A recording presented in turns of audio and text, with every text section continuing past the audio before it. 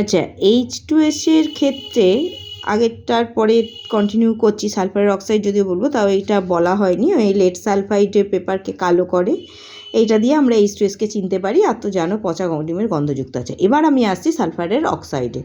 সালফারের অক্সাইডের মধ্যে এই যে SO2, SO2, SO3, S2O7 এগুলোই হচ্ছে মেনলি। সালফার টেট্রাঅক্সাইড অত কমন নয়। আচ্ছা, তার মধ্যে তোমাদের হচ্ছে SO2, SO3কে খুব একটা অক্সাইড হিসেবে পড়তে হবে না, যতটা পড়তে হবে H2SO4 হিসেবে। তো দেখা যাক। আচ্ছা, সালফার ডাইঅক্সাইড যদি আমরা হিসেব করি, তাহলে সালফার ডাইঅক্সাইডটা কীরকম? SO2, তার মানে এর জারণ সংখ্যা হচ্ছে +4, তাহলে এদিকে 6-এ যেতে পারে, এদিকে 0-তে যেতে পারবে, +2-তে যেতে পারবে, যদিও +2 খুব একটা কমন নয় সালফারের ক্ষেত্রে। আচ্ছা, তাই কাজেই যেটা দেখা যাবে এর জারণ বিজারণ দুটো ক্ষমতাই আছে। তো দেখা যাক। আচ্ছা, প্রথমে প্রস্তুতি আছে, যেমন কার্বন ডাইঅক্সাইডকে প্রস্তুতির জন্য আমরা কার্বনেট লবণের সঙ্গে অ্যাসিডের বিক্রিয়া করি, এখানেও ঠিক তাই। সালফাইড লবণের সঙ্গে অ্যাসিডের বিক্রিয়ায় সালফার ডাইঅক্সাইড তৈরি হয়। যে কোনো যে মানে সালফারকে যদি কোনোভাবে অক্সিজেনের সঙ্গে বিক্রিয়া করানো যায়, সেক্ষেত্রে সালফার ডাইঅক্সাইড তৈরি হয়। সালফাইড বা বাইসালফাইড লবণের আদ্য বিশ্লেষণ আছে। এছাড়া এই যে কার্বন, সালফার, এই সময় এদের সঙ্গে যদি সালফিউরিক অ্যাসিডের বিক্রিয়া করা যায়, তাহলে কী হবে? এদের অক্সাইড হবে জারিত হয়ে, আর H2SO4 নিজে বিজারিত হয়ে সালফার ডাইঅক্সাইড তৈরি করবে। এইখানে যেটা ব্যাপার সেটা হচ্ছে যে সালফার জারিত হয়েও সালফার ডাইঅক্সাইড হয়েছে, H2SO4 বিজারিত হয়েও সালফার ডাইঅক্সাইড হয়েছে। আর এখানে ওই জন্য আমরা দুটো অক্সাইডের মিক্সচার পেয়েছি। যাই হোক, কার্বন ডাইঅক্সাইড আর সালফার ডাইঅক্সাইড দুজনে প্রায় একই রকমের ধর্ম দেখায়। একই রকমের ধর্ম বলতে ওই দুজনকেই চুন জল রেখে দিলে দুজনেই ওরকম প্রথমে ঘোলা করবে, তারপর স্বচ্ছ করবে। কিন্তু সালফার ডাইঅক্সাইডের আছে যে ক্ষমতাটা, সেটা হচ্ছে বিজারণ ক্ষমতা, যেটা কার্বন ডাইঅক্সাইডের নেই। আর একটা সালফার ডাইঅক্সাইডের গন্ধ আছে, এটা মাথায় রাখবে। সেখান থেকে আমরা ওদের করতে পারি, চিনতে পারি। আচ্ছা, অম্লধর্মী এর সঙ্গে বিক্রিয়া করে, এই যে সোডিয়াম হাইড্রোক্সাইডের সঙ্গে বিক্রিয়া করে সোডিয়াম সালফাইড লবণ আর জল তৈরি করছে। বাইকার্বনেট লবণকে বিয়োজিত করে CO2 মুক্ত করে, নিজে সালফাইড হয়ে বসে যায় বা বাইসালফাইড। আচ্ছা, চুন জলের যেটা এইমাত্র বললাম, যেটা তোমরা কার্বন ডাইঅক্সাইডের ক্ষেত্রে পড়েছো, ঠিক একই জিনিস সালফার ডাইঅক্সাইডের ক্ষেত্রেও হয়। এইটা দুজনের একই রকমের। তাহলে আমরা পার্থক্যটা করব কোথায়? পার্থক্যটা করার জন্য আমাদের হচ্ছে এই যে ডাইক্রোমেট বা পারম্যাঙ্গানেট। এই দুটো বিক্রিয়া কেন বললাম? এগুলোও হবে, তাহলে এই দুটো বিক্রিয়াই বললাম এই কারণ হচ্ছে তোমার ডাইক্রোমেটের রং হচ্ছে অরেঞ্জ কালার, ল্যাবে দেখাবো। ডাইক্রোমেটের রং অরেঞ্জ, তার সঙ্গে যদি এটা বিক্রিয়া করে, তাহলে এইটা যেটা তৈরি হচ্ছে সেটা হচ্ছে সবুজ রং। আচ্ছা, পটাশিয়াম পারম্যাঙ্গানেটের রং হচ্ছে দেখেছো তোমরা আগে 11-এ টাইট্রেশনের সময়, লালচে গোলাপি, সেটা হয়ে যাবে বর্ণহীন। আচ্ছা, আর একটা কি, X2 হ্যালোজেনের সঙ্গে বিক্রিয়া করে হাইড্রোহ্যালাসিড, আর এটা নিজে জারিত হয়ে সালফিউরিক অ্যাসিড তৈরি করবে। কেন করবে? কারণ যেহেতু হ্যালোজেন হচ্ছে ভালো জারক কার তুলনায়? সালফার ডাইঅক্সাইডের তুলনায়। তাই হ্যালোজেন অন্যকে জারিত করবে, ওকে জারিত করে সালফিউরিক অ্যাসিড করবে, নিজে হবে বিজারিত। আছে ফেরিক ক্লোরাইডকে থেকে ফেরাস ক্লোরাইড করবে। কিন্তু দেখো, ফেরিক ক্লোরাইড থেকে ফেরাস ক্লোরাইড করাটা সোজা, সেই জন্য ও ওটাকে বিজারিত করছে, নিজে জারিত হচ্ছে। কিন্তু যদি আমরা ফেরাস ক্লোরাইডের সঙ্গে একে দিয়ে দিই, তখন কি হবে? ফেরাস ক্লোরাইডের সঙ্গে দিলে কিন্তু ও তখন কাজ করছে কী হিসেবে? জারক হিসেবে, নিজে বিজারিত হচ্ছে। এই যে কারণ ফেরাস ক্লোরাইড থেকে লোহাকে বিজারণ করে এফিতে আনাটা কষ্টকর, তাই এটা হবে ও জারিত করবে ও এফিতে, আর নিজে হবে সালফার। এই হচ্ছে এর ব্যাপার। আচ্ছা, এইখানে দেখো, এখানে কতগুলো দিয়েছে। এখানে নিজেরা এই যে ডিসপ্রপোর্শনেশন রিয়াকশন, মানে অসামঞ্জস্য বিক্রিয়া যাকে বলে, সালফার ডাইঅক্সাইড, এই যে সালফিউরাস অ্যাসিড হয়েছে। সালফিউরাস অ্যাসিড হয়েছে মানে এটা জলে গুলে যাওয়ার মতন, জাস্ট এখানে একটু হয়েছে পটাশিয়ামের সঙ্গে, আর পটাশিয়ামকে জারিত করেছে, আর নিজে কী হয়েছে? বিজারিত হয়েছে থায়োসালফেটে। ঠিক আছে, এখানে জারণ বিজারণ দুটোই দুটো হয়েছে বললে ভুল হবে। যাই হোক, একে কী করছে? পটাশিয়ামকে জারিত করছে আর নিজে বিজারিত হচ্ছে। হ্যাঁ, হচ্ছে কিউপ্রাস ক্লোরাইডকে কী করবে? কিউপ্রিক ক্লোরাইড করতে পারবে, কারণ সেটা করা সহজ। হ্যাঁ, আচ্ছা, এরপরে যেটা আসবে, সালফার ডাইঅক্সাইড থেকে সালফার ট্রাইঅক্সাইড হয়। এবার আর একটা উল্লেখযোগ্য ঘটনা হচ্ছে যে সালফার ডাইঅক্সাইডের কি, আচ্ছা কেন এইটা কি না, বিরঞ্জন ধর্ম।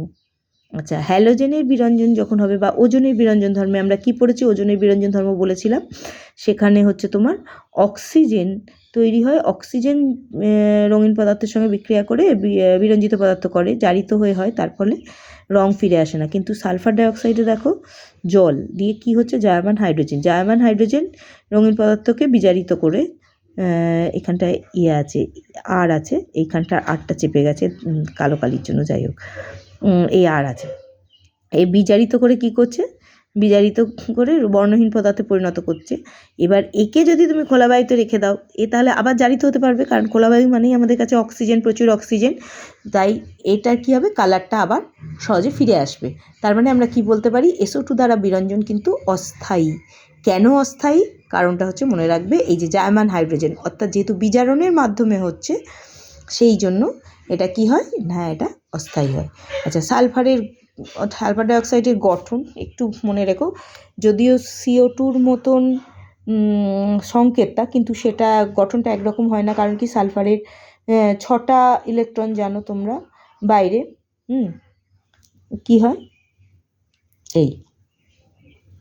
এইরকম ঘটনা, তাই জন্য কার্বনের মতো সরলরৈখিক হয় না, এবং খুব স্বাভাবিকভাবে একটা কি থাকবে, এদের লব্ধি ভেক্টর থাকবে, যদিও এখানে একটু আছে বলে একটু কমে যাবে, তা কিন্তু এর ডাইপোল মোমেন্ট একটু থাকবে।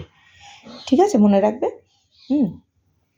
এই ইলেকট্রন জোট থাকে, তার ইলেকট্রন জোটটা যদি না থাকতো তাহলে কি হতো, 120 করে হতো, কিন্তু এই বন্ধনগুলো হওয়ার কথা। কিন্তু এই যে লোন পেয়ারটা থাকছে, এরা এর সঙ্গে বিকর্ষণে এরা দুটো একটু কাছাকাছি চলে আসবে, তাই বন্ধন কোণের মানটা 120 থেকে কম হবে। এটা মনে রাখবে। আর হচ্ছে এর ব্যবহারটা কাগজ শিল্পে এইসব ক্লোরিন দ্বারা বিরঞ্জিত পদার্থ থেকে অতিরিক্ত ক্লোরিন অপসারণের জন্য অ্যান্টিক্লোর হিসেবেও ব্যবহার হয়। যাকে তরল SO2 হিমায়ক হিসেবে ব্যবহার হয়, জীবাণুনাশক হিসেবে ব্যবহার হয়, এই জন্য আমরা সালফার ডাইঅক্সাইডকে ধূপের ক্ষেত্রে ব্যবহার করি।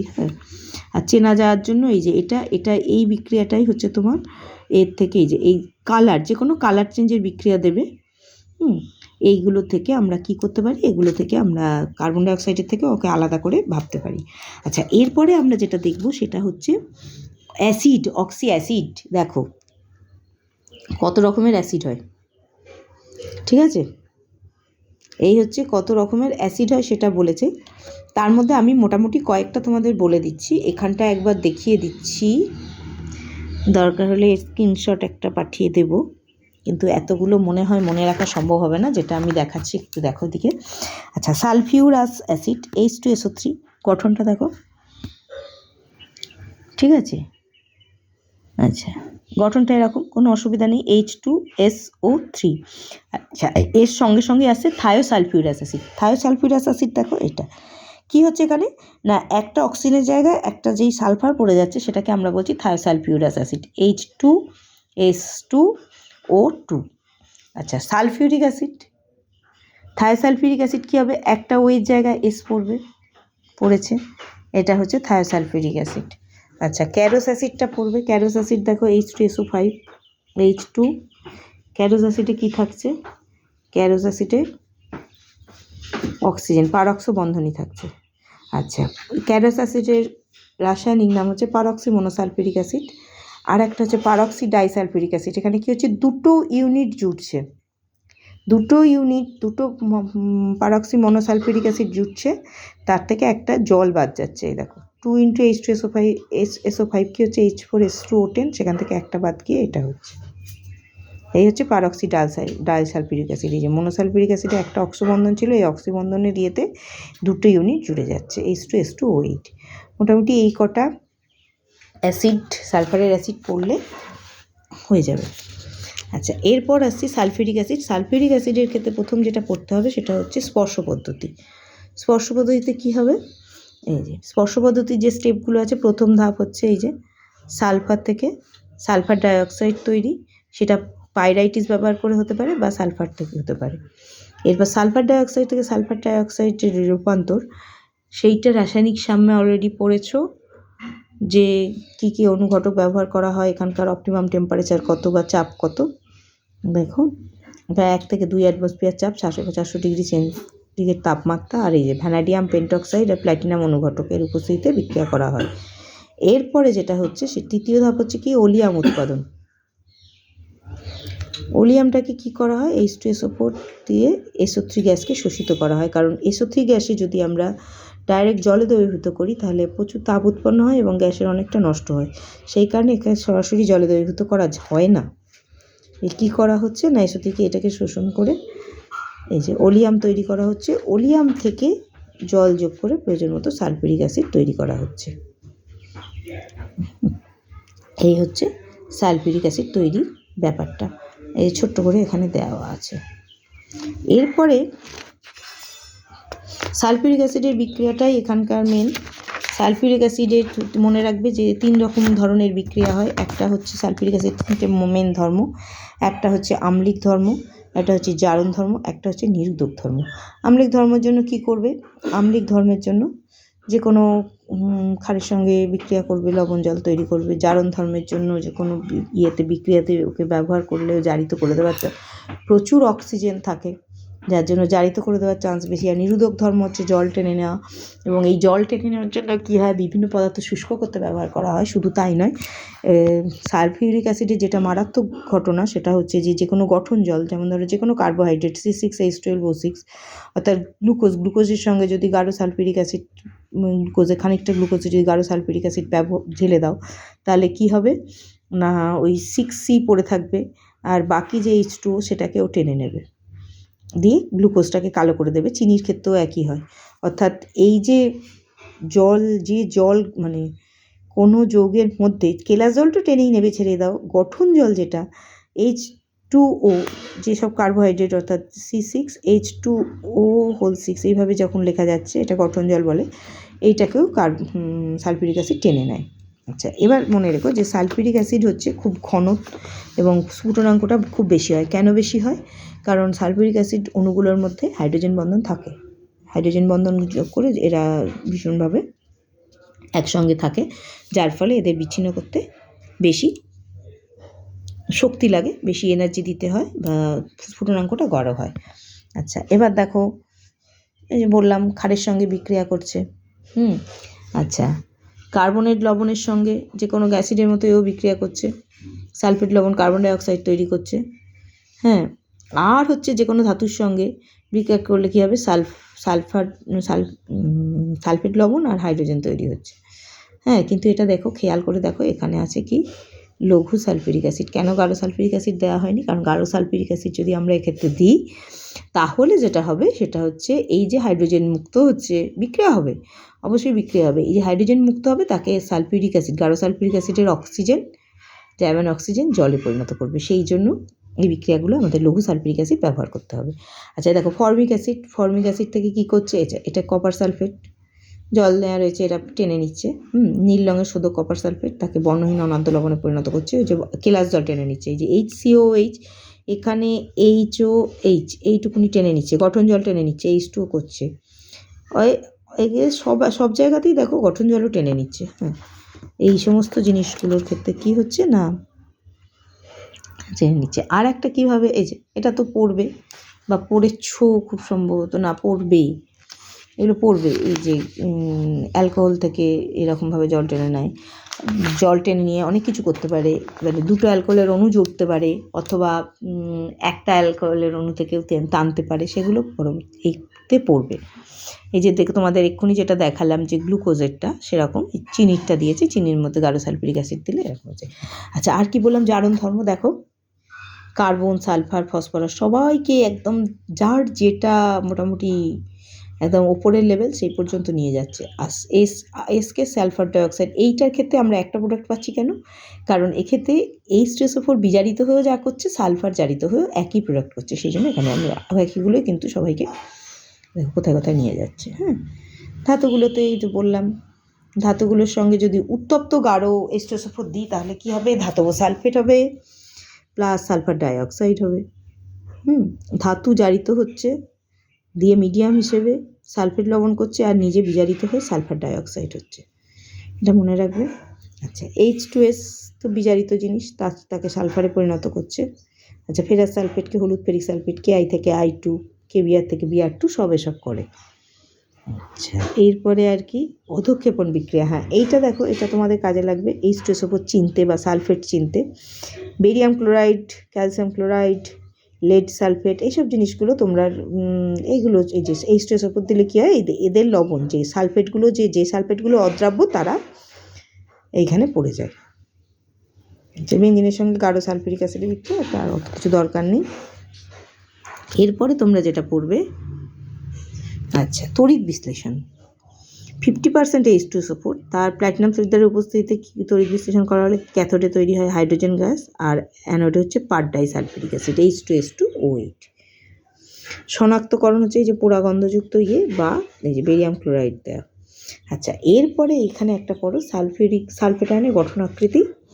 এই যে কী হচ্ছে, এটা হচ্ছে সালফেট আয়ন না, এটা হচ্ছে সালফিউরিক অ্যাসিড। সালফেট আয়ন হলে কি হচ্ছে, আমাদের এইচগুলো বেরিয়ে যাচ্ছে। দেখো, যেই এইচগুলো বেরিয়ে যাচ্ছে, হ্যাঁ, যেই এইচগুলো বেরিয়ে যাচ্ছে, সালফেট আয়নটা কী হচ্ছে, অনেকগুলো জায়গায় অনেকগুলো ক্যানোনিক্যাল স্ট্রাকচার বা রেজোনেন্স স্ট্রাকচার করতে পারছে। অনেকগুলো রেজোনেন্স স্ট্রাকচার করতে পারছে বলে এরা বেশ স্থায়ী। তাহলে কোন অবস্থায় এরা স্থায়ী হচ্ছে না, SO4 2- অবস্থায় এরা স্থায়ী হচ্ছে, অর্থাৎ H+কে ছেড়ে।